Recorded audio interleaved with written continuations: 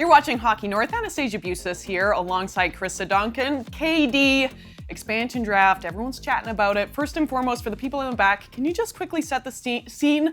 How does this work? Yeah, well, first of all, it's so great to be back chatting PWHL with you, right? People probably thought they were done with us for the season. We're back, okay? Can't get rid of us. So how it works. So I know a lot of people are confused by this. I had to read it like 12 times myself. Here's the basics on it. So each existing team gets to protect 3 players to start. And then what's going to happen after that is an exclusive signing window. So this is where Seattle and Vancouver can negotiate with pending free agents and any unprotected players. Each team can sign up to 5 of those. And then when that window is done, Anastasia, we're going to have a full-on expansion draft on June 9th.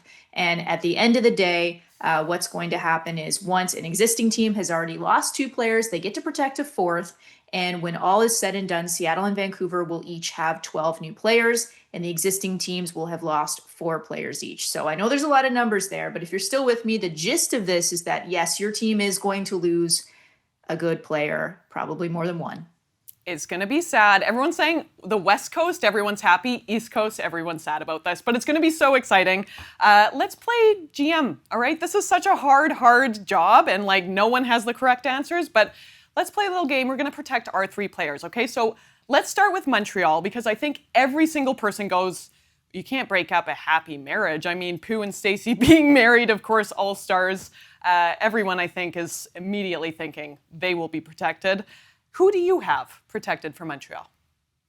Yeah, I don't think it's unexpected to say that I have Marie-Philippe Poulin, Laura Stacey, and Anne-Renee Desbiens. I mean, you know, we already know that Marie-Philippe Poulin is going to be protected. That's like saying the sun is going to come up tomorrow. Like, no surprise there. Anne-Renee Desbiens, definitely, you know, best goaltender in the league this season. And Laura Stacey, I mean, of course, you mentioned, you know, the personal circumstances of her obviously wanting to be in Montreal, but she's also one of the best forwards in the league this season. So I think, no question, it's got to be those 3, but it's tough for Montreal because they did such a good job drafting last year, bringing in Kayla Barnes, bringing in Jennifer Gardner, Anna Wilgren. Obviously, Erin Ambrose is in the mix as well. So it's going to be a tough one for Montreal, I think.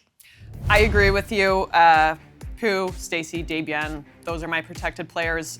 Tough for Ambrose. I just have to wonder about even the emotions of being an athlete that perhaps isn't protected and what conversation that would look like or feel like with coaches and GMs. It's tough. Absolutely, yeah. And Erin Ambrose gave a really honest, raw interview at the locker cleanout day on Tuesday. I first came to this city in hopes of kind of repairing myself as a human being. I did that, and then now to have the joy in which Montreal brings me, it's not something that just was there to fix me. It actually has become my home. And I think a lot of athletes are having that kind of anxiety right now. It's also excitement because obviously, you know, nobody is saying that expansion is a bad thing. It's going to be more jobs throughout the league. But, you know, people's lives are definitely kind of up in the air right now, which is hard. Let's move on to Toronto. Your 3 players that you're projecting will be protected. Yeah, so I'm going Daryl Watts, Renata Fast, who's just named candidate for MVP today, and Sarah Nurse. And the thing with Toronto, people are probably saying, well, what about Natalie Spooner? So Natalie Spooner is actually a pending free agent, so she does not have to be on that protection list. So that's important to note. A lot of people asking about Spooner, and to your point, free agent. I have Turnbull, Fast, and Nurse. And my rationale is just Troy Ryan has been so clear how much he loves, you know, the leadership group of the Scepters, and I think Turnbull is, of course, integral to that. So I have her being protected. This is so hard. It's hard. Okay, let's move on to Ottawa. Who are you protecting from the charge? Yeah. Also, Blair Turnbull, I absolutely have to mention that she's also from the East Coast. I can't believe I didn't say that. Like, that's crazy. So Ottawa, I'm going to go with their captain, Brianne Jenner. I'm going to go Emily Clark, obviously scored the game winner on Tuesday night. And then it's the question of the goaltenders, Anastasia. So Emirates Mashmeyer, Gwyneth Phillips. I don't think there's a bad choice here. I mean, you've got the veteran experience in Mashmeyer, and then Gwyneth Phillips has had a fantastic season, great playoff run right now, nominated for both goaltender of the year and rookie of the year. I think at this point, they might go Phillips. And maybe just hope that because there are going to be so many goaltenders available across the league, maybe Mashmeyer slips through. But there's really no right or wrong answer there. I mean, they're both great options. What a beautiful problem to have. I have MASH being protected, but I could be convinced. I mean, everything that you've said, I totally agree with. Great problem to have. And Phillips has just been lights out. Amazing to see her growth this season. Let's go to the Boston Fleet. Who do you have your eyes on? Okay, so yeah, this is where it starts to get complicated, I think. So Boston, again, Erin Frankel, no question there. She's, a lot of nights she's their MVP. Megan Keller, and then I went with Alina Mueller over Hillary Knight. And hear me out on this. This is not a slight on Hillary Knight, who was nominated for the MVP award today, and I think was Boston's, best player also a lot of nights this season. But I think if there's one person who you want to represent this sort of growth of women's hockey in the West, I think it's Hillary Knight. I think she's the perfect person to do that. She's talked so passionately about the market in Seattle, obviously, lives on the western side of the U.S. And I think that she would be a perfect face and first captain of PWHL Seattle. So that might be a little bit of an off the board pick. If Hillary Knight wants to stay in Boston, Hillary Knight is staying in Boston as she should. But I've got her as PWHL Seattle's first captain. I can just see it. I don't know.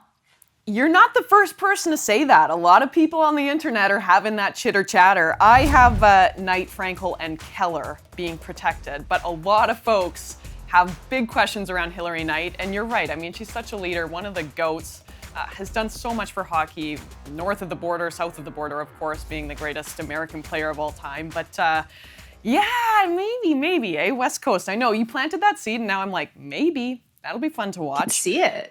Yeah, let's see it. She also, though, like, my struggle is that I always associate Hillary Knight with Boston. Like, all the way back to C-Dub, N-Dub, everything. I'm like, she's a franchise, like, she's the face, but she could do so much for out west as well. Minnesota. I almost think that this is the hardest one. And we've said how hard this is every single team. Who are you protecting? Oh, boy. Okay, so first of all, Kendall Coyne-Schofield, their captain, lifted the Welter Cup. I think you've got to protect her. I'm also going Taylor Heisey, last year's playoff MVP, has played pretty darn well this year as well, just like elevates her game to a different level in the playoffs. You can't really imagine Minnesota without Heisey. And so then, as you alluded to, Anastasia, this is where it gets really hard because I look at the blue line. You've got Lee Steckline, who's one of the best defensive defenders in the world. And then you've got Claire Thompson and you've got Sophie Jakes, so Defender of the Year nominees, and both can quarterback a power play, both really smart players. So it's tough that, they've built up this fantastic blue line through trades and drafting, and now it's going to be broken apart. So with all that said, I would protect Sophie Jakes. How can I argue against that? I mean, I said Zumwinkle, but it's just on this piece of paper and in my brain. I think Minnesota has perhaps the hardest job. They do. And there's sort of the silver lining of all this is that everybody is going to have their team blown up a little bit, right? And Minnesota has, I think, probably the deepest team in the league. So, if they lose, say, Claire Thompson, well, they still have Lee Steckline and Sophie Jakes, right? But yeah, it's obviously tough for them because that's a fantastic blue line that they built. It's the Sirens. What is going to happen for New York? Because I think there's a lot of question marks here as well. Yeah, so Alex Carpenter, first of all, is who I would start with here. I mean, she's, been their best player. Ellis Shelton, huge leader in their room, I think is one of the best defenders in the world. And then I would say Sarah Fillier. So people might be thinking, okay, well, free agents you don't have to protect them. She's only on a 1-year contract. But the distinction here is that she's a restricted free agent. So teams own the rights of players for 2 years after they draft them. So even though she just signed a 1-year contract, she's still under control of the team, which means she can be protected. And I do think New York is going to protect her if they think they can re-sign her. So this is where it gets complicated. So the reason why Sarah Fillier only signed a 1-year contract is just knowing, expansion was coming. It didn't make sense for her team to lock in on something longer. Obviously, she's proven her worth in this league. She's, nominated for Rookie of the Year. I think nobody will argue she was the best rookie this season. So that's going to be the tough question for Pascal Daou in New York is, can I sign Sarah Fillier? Do I think I can, get her locked down for a long-term contract? Because if you leave her unprotected, you lose her for nothing. And I think that that's been like the question from day one. Like we've all said, well, it's a 1-year contract. What does this look like going into the future? Obviously had a phenomenal season. PWHL Rookie of the Year contender, as you said. I have Abby Rock being protected, but I don't know. Like, honestly, this is so fun and it's stressful because I'm like, is there any correct answer? I think this is so difficult for GMs because so much of these teams that we've come to know and love will look very different next year.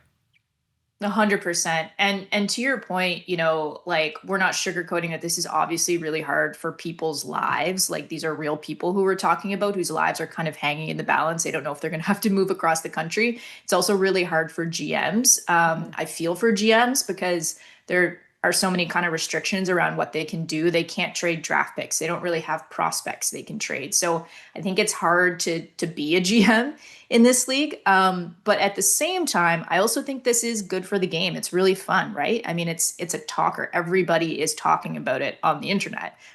So that is good for the PWHL, in my opinion. You know everything about the PWHL. Honestly, you amaze me every day. And you have read the fine print 1,000,001 times. A lot of folks kind of having questions around if there's any gray zones, if there's anything that the league perhaps didn't identify or spot as being a potential problem or layered. You know how life is. Are there any gaps or holes in kind of this expansion that you may see rear their head, next season? Yeah, I don't know about gaps per se, but one thing that the players did really push for is this kind of exclusive signing window. So there's a window in between when the protection lists are due and then when the actual draft starts. So this is where players can sit down with Seattle or Vancouver or both and have a conversation about which one would be a better fit, and they can actually make that decision themselves. So I think that's a really interesting wrinkle. And for teams where once they lose 2 players, they can protect a 4th.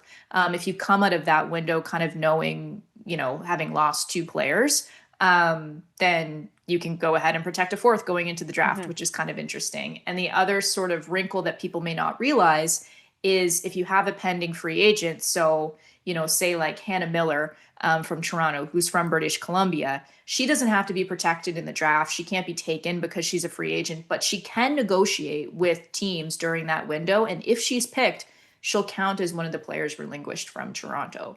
So if you think you're going to lose her as a free agent anyway, and she signs during that window, that's actually kind of helpful to Toronto.